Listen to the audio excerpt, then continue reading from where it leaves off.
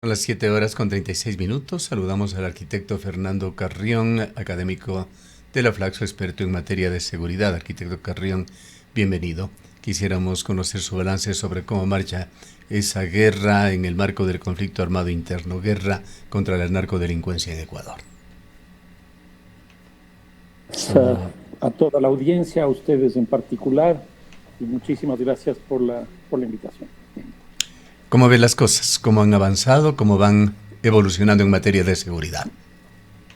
No, sin duda con mucha preocupación porque se hizo la declaración del conflicto armado interno, es decir, de la guerra o de la mano dura o super mano dura a las estructuras criminales del 9 de enero del año pasado, y la situación no ha mejorado, más bien da la impresión que va en un camino inverso.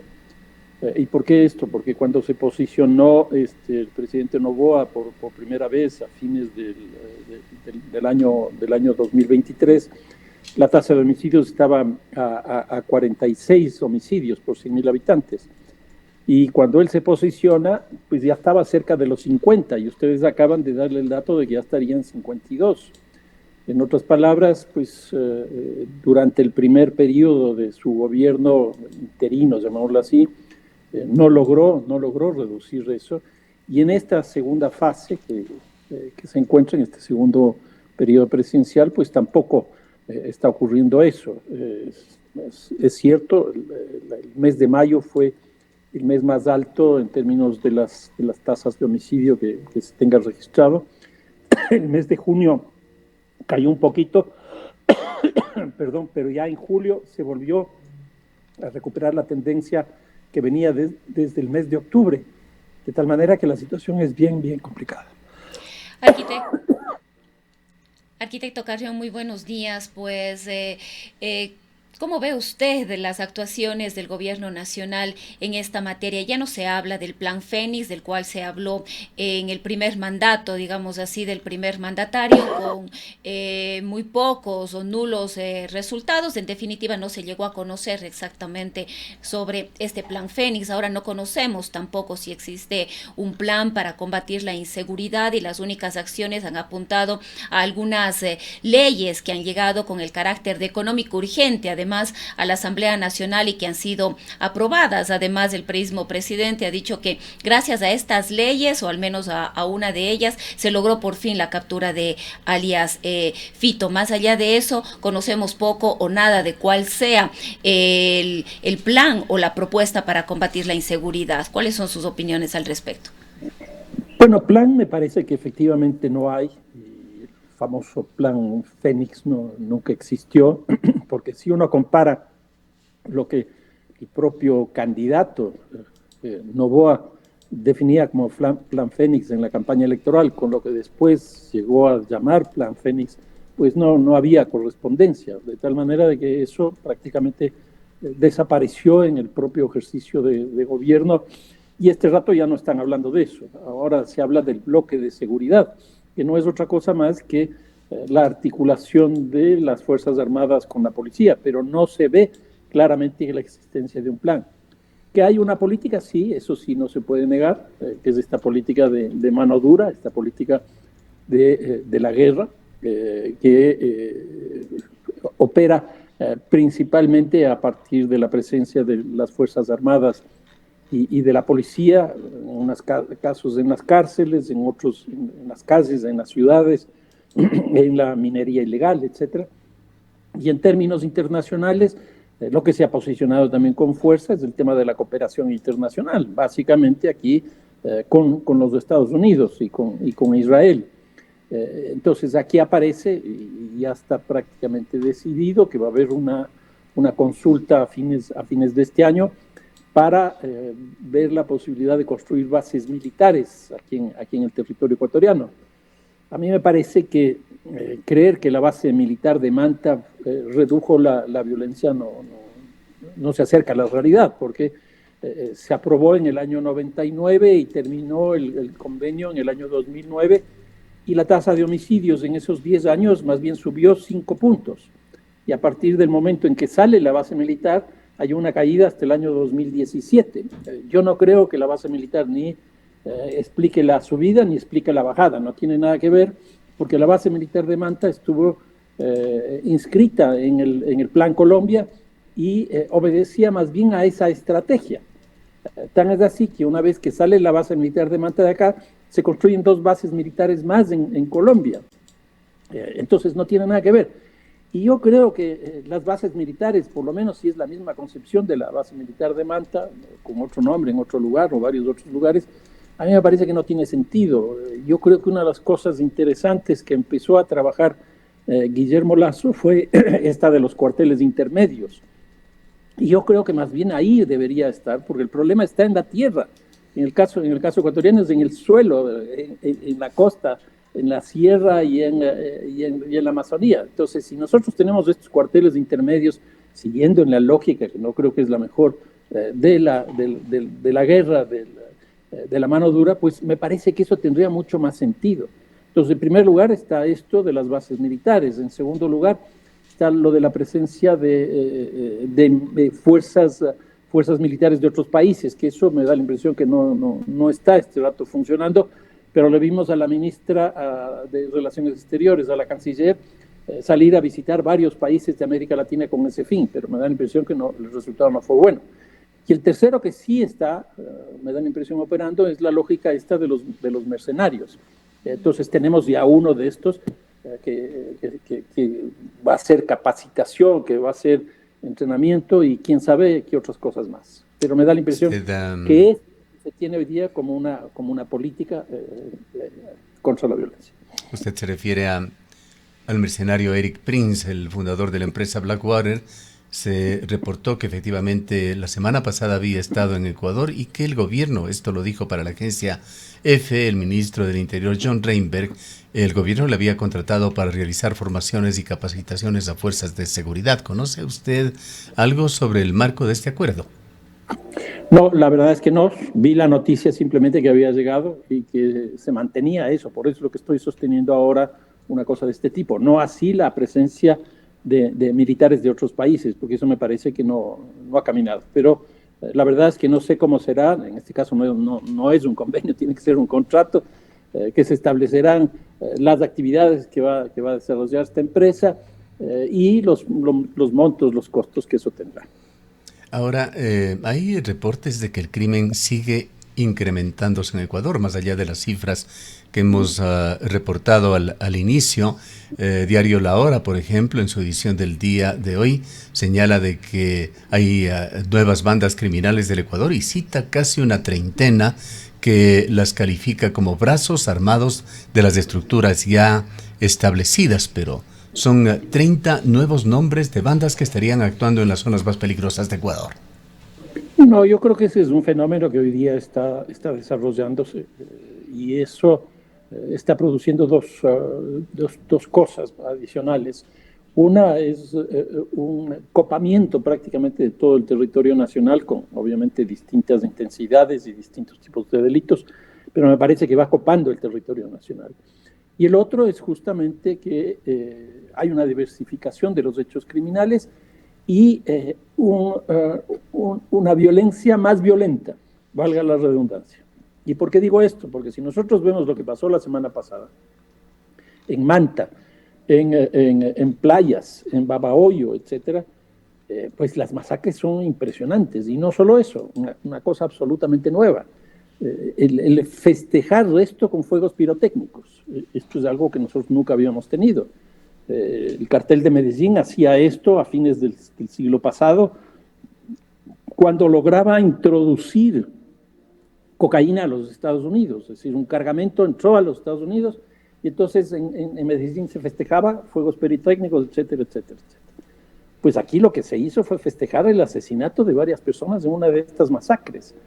Entonces, lo que nos está mostrando eso, me da la impresión, es que de la salida de Fito, hay algunos cambios que me parece que son importantes. Uno de ellos es quién mismo se va a hacer cargo de los choneros. Los choneros más o menos es una articulación hoy día de varias estructuras criminales. Quizás las dos más importantes sean los fatales y los águilas. Incluso el propio Fito proviene de los fatales y los Águilas era manejado por Junior. Pero lo que pasa es que a Junior lo mataron en Colombia y entonces Fito logró ser cabecilla de las dos. Pero me da la impresión que hoy día esas dos están operando por separado. También es así que uno de ellos, Fede, se escapó también de la cárcel una semana antes de la recaptura de Fito. Y entonces yo creo que eso está produciendo una atomización. Y aquí lo que se sabe es que la lógica de articulación de estos grupos nacionales, principalmente con los mexicanos, llámese Sinaloa o Jalisco Nueva Generación, eso se hace bajo una lógica de franquicia, es decir, de un modelo explícito.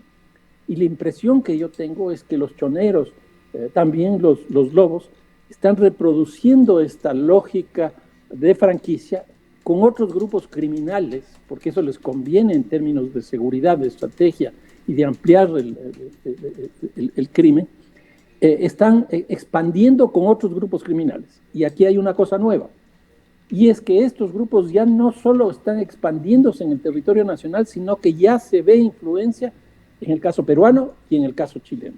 En otras palabras, se van convirtiendo ya en algo así como holdings, que son el caso del cartel de Sinaloa, el caso de la 'Ndrangheta de Italia, el primer comando de la capital de Brasil, etcétera. Y yo creo que los choneros y los lobos ya van un poco en esa línea también por la presencia, no solo en el territorio nacional, sino por la presencia en otros países del continente. Ahora, arquitecto Carrión, ¿cuánto cree usted que efectivamente puedan aportar las nuevas leyes de Daniel Noboa hasta que la Corte Constitucional resuelva respecto de ellas, la ley de solidaridad, la ley de inteligencia, frente a los riesgos que han sido denunciados de posibles vulneraciones de derechos individuales colectivos? Pues es interesante porque la Asamblea le ha aprobado absolutamente todo lo que el presidente Noboa ha planteado. Y no me refiero a estos 2 meses que está en el ejercicio de este gobierno, sino desde fines de noviembre del año pasado, del año antepasado, desde el año 2023. Todo le han aprobado. Y la violencia sigue creciendo. Ahora, estas últimas leyes, que son, como usted señala perfectamente bien, económicas urgentes, pues han sido impugnadas ante la Corte Constitucional. Vamos a ver cuál es el pronunciamiento de la Corte Constitucional. Si es que la Corte Constitucional se va en contra, serían las primeras leyes que, bueno, se caen por una cuestión jurídica, que más bien es una cuestión política asumida por el propio presidente, a plantear como si fueran estas leyes económicas urgentes. Y entonces ahí habrá que ver, pero de todas maneras, todo lo que él ha planteado, la Asamblea lo ha aprobado, y todas las consultas que han sido sometidas al pueblo ecuatoriano en términos de seguridad también han sido aprobadas. Y lo mismo en términos económicos, el incremento del IVA. En otras palabras, prácticamente todo ha tenido todo el apoyo para que esta cosa camine bien. Ahora, refirámonos al hecho más relevante, por lo menos en estos 2 últimos meses, la extradición de Fito, que fue presentada como un hito en la agenda de seguridad. Lo volvió a hacer el día lunes en su informe la portavoz del gobierno, Carolina Jaramillo. Pero más allá de este impacto mediático, ¿qué significa este tema de Fito? No, yo creo que ahí hay dos perspectivas. Una, sin duda, política, y el gobierno le ha sacado muchísimo provecho, a pesar de que no es una captura, sino es una recaptura, porque él se huyó el 7, no se sabe cuándo realmente, aparentemente fue a fines del año 22, principios del 23. Entonces es una recaptura, es decir, es una corrección de un problema. Entonces, esta recaptura ha tenido una expresión mediática muy interesante y le ha dado sin duda un punto positivo al gobierno, que yo creo que bien merecido. Ahora viene el tema de la extradición, que también le da un punto adicional al presidente. Entonces, políticamente eso ha sido favorable, tanto la recaptura como la extradición. Ahora, en términos de violencia, en términos de seguridad, de narcotráfico, aquí hay algunas cosas. Una, yo creo que gran parte de lo que hemos vivido en estas últimas 2 semanas, desde el 25 de junio, cuando fue recapturado Fito, ha significado un incremento relativamente importante de la violencia por medio de estas masacres. Y entonces yo creo que eso tiene una relación muy directa. Ahora, Fito ha estado muchos años preso y yo creo que él cometió un error al escaparse, porque cuando estaba preso tenía el control absolutamente de toda la organización, de todos los choneros. Desde el año 20, cuando muere Rasquiña, y él asume este liderazgo. Pero cuando él se escapa, me parece que pierde ese vínculo con la estructura organizativa. Y entonces ahí viene una tendencia relativamente a morigerarse. Pero ahora que él sale, nuevamente se incrementa la violencia. Y aquí lo que va a ocurrir en los Estados Unidos es que él va a decir muchas cosas. Y aquí hay por lo menos tres ámbitos que yo veo de información. Una es todo lo que tiene que ver con la penetración de la estructura criminal dentro del Estado. Que creo que ya algo de eso ya se tuvo aquí en el Ecuador como información. Por eso fueron las acciones frente a los municipios de 3, 4 ciudades, que desgraciadamente me parece que tuvo mucho más un impacto mediático que real, y como que ha bajado eso. Pero sin duda esa es una cosa. Entonces, uno es en el campo institucional, la presencia de los choneros en el campo institucional. Y ahí va a haber muchísima información. Una segunda tiene que ver con la presencia de los choneros en el mercado. En otras palabras, en las empresas donde lavaba. Ahí vamos a conocer exactamente dónde lavaba, cuánto lavaba y cómo operaba. Y la tercera cuestión son ya los contactos internos respecto, por ejemplo, de las rutas del narcotráfico, respecto de la vinculación con las otras organizaciones inferiores a los choneros, los liderazgos que existen, etcétera, etcétera. Entonces yo creo que él va a dar mucha información. De alguna manera, arquitecto Carrión, se ha focalizado el crimen en Ecuador. Las últimas masacres, los últimos hechos se han concentrado sobre todo en provincias de la costa, Guayas, Manabí, Los Ríos. Quizá ha disminuido algo en el Oro, pero de alguna forma está esto relacionado con la ubicación de los puertos y la salida al mar. Ayer se reportaba que se había capturado un alijo, que habían escapado los delincuentes, pero se habla de una suma millonaria, $45 millones en droga, en Manta, me parece. No, sin duda, o sea, la droga tiene una expresión espacial, porque hay una condición estratégica de todo el proceso de producción. El cultivo está en Colombia y el cultivo está en Perú. La producción nosotros la tenemos parcialmente acá, pero también está en Perú y también está en Colombia. Por aquí salen más o menos 830 toneladas. Pero a eso hay que añadir el año pasado, que fue el año de mayor captura que tuvo la policía y que sin duda fue un éxito eso, fueron 297 toneladas, 300 toneladas. Ahí estamos hablando ya de 1.100. Y más o menos lo que se consume en el Ecuador es entre 60 y 70 toneladas. Es decir, son más o menos 1.200 toneladas que se producen, que se importan, que se mueven por los territorios.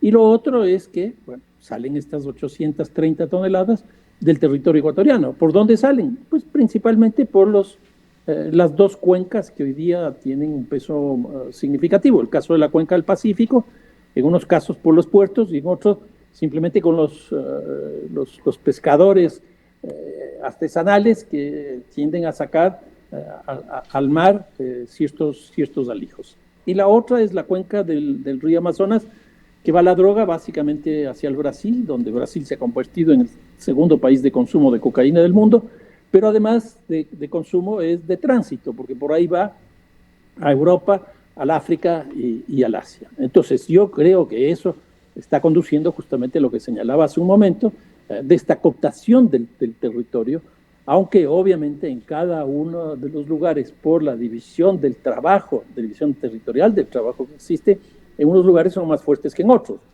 Por ejemplo, los puestos amazónicos, los puestos del Pacífico son los que tienen las tasas más altas.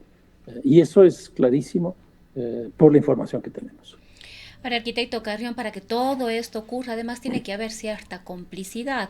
Nos preguntamos cuán fácil o cuán complejo es avanzar en una real depuración de las entidades de control, desde la justicia hasta los guías penitenciarios, pasando por las Fuerzas Armadas, la Policía Nacional, las aduanas, incluso los gobiernos autónomos descentralizados, entre otras instancias.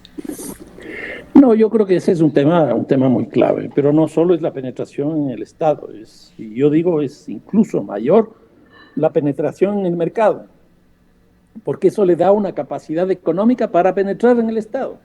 Entonces, si es que estas estructuras criminales lavan 4.000 millones de dólares en el narcotráfico y 1.500 millones de dólares en la minería ilegal, eso les da una capacidad impresionante para cooptar ya no el mercado, sino cooptar el Estado. Entonces, ¿el mercado cómo capta? Pues de otras investigaciones, desgraciadamente en Ecuador no conozco, está en el sector inmobiliario, está en el sector financiero, en el sector comercial, está en las monedas electrónicas, etc. De eso no tenemos inteligencia, desgraciadamente. Entonces, ahí tenemos una primera cooptación, una primera entrada. Y luego, frente al Estado, hay como tres estrategias. Una es la corrupción, que se expresa en esta cosa que se denomina plata y plomo. Plata es pagar, es decir, corromper, y plomo es intimidar. Es decir, si no haces esto, si no me entregas esto, etcétera, yo mato a tu esposa, a tu esposo, tu hijo va al colegio tal, etcétera. Entonces, una primera es la corrupción. Una segunda es la cooptación, que eso hemos visto ya de forma explícita en algunos municipios, pero no solo en algunos municipios, sino en otros aparatos del Estado. Entonces, lo que tenemos aquí son miembros de las estructuras criminales que están trabajando dentro del Estado para llevar a cabo políticas explícitas, como puede ser, por ejemplo, el mismo lavado de recursos económicos.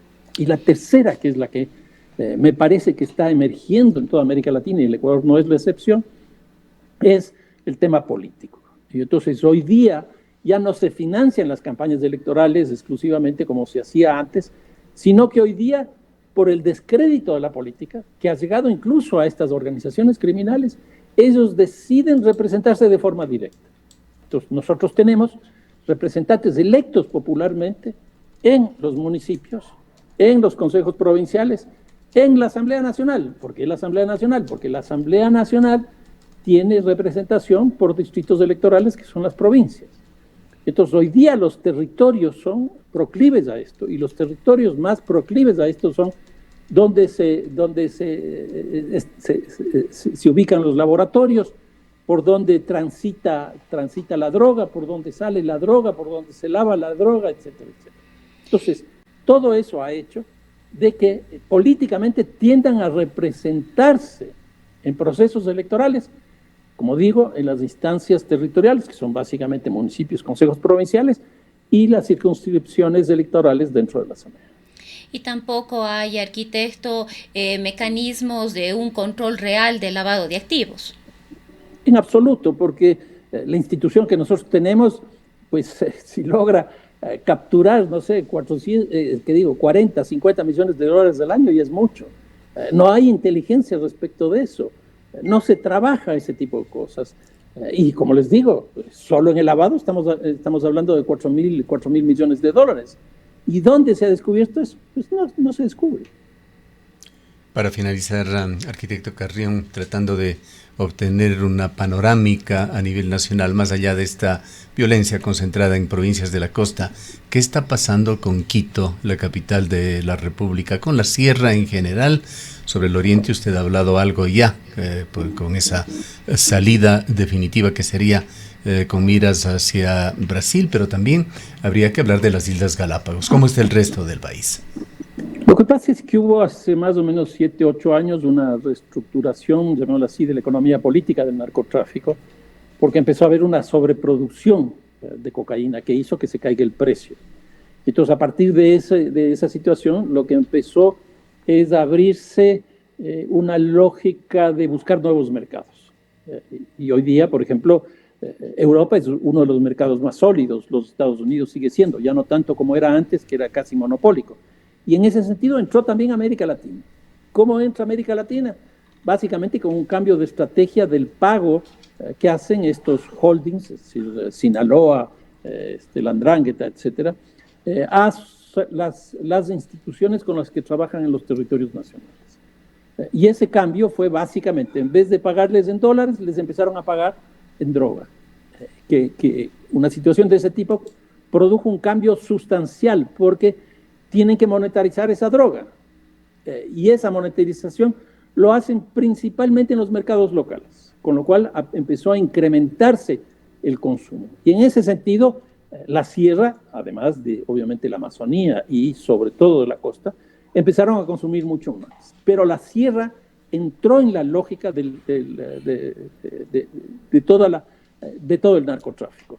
Quito, por ejemplo, es una ciudad portuaria porque tiene un aeropuerto nuevo, relativamente bueno.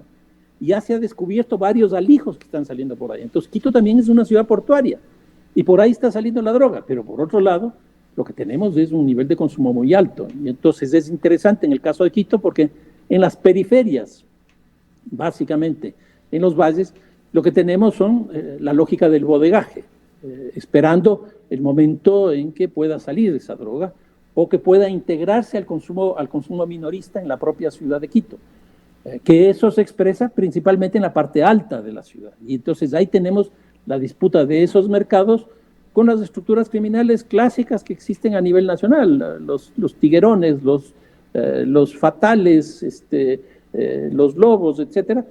Quito también está en ese sentido. Pero ahí hay que sumar otros lugares de consumo interesantes, como el caso de Cuenca, que es una ciudad que ya tiene una población relativamente importante, el caso de Loja, que también tiene una población relativamente importante y tiene un vínculo directo con el Perú, una cosa muy parecida a lo que ocurre con Ibarra, que tiene más bien ahí un vínculo con Colombia. Entonces, todo esto está hoy día articulado, está atado alrededor del narcotráfico. Bien, le agradecemos mucho por haber estado con nosotros. No, muchísimas gracias. Declaraciones del arquitecto Fernando Carrión, él es profesor de la Flaxo, experto en seguridad. Son las 8:03. Por años trabajé como chofer de un taxi.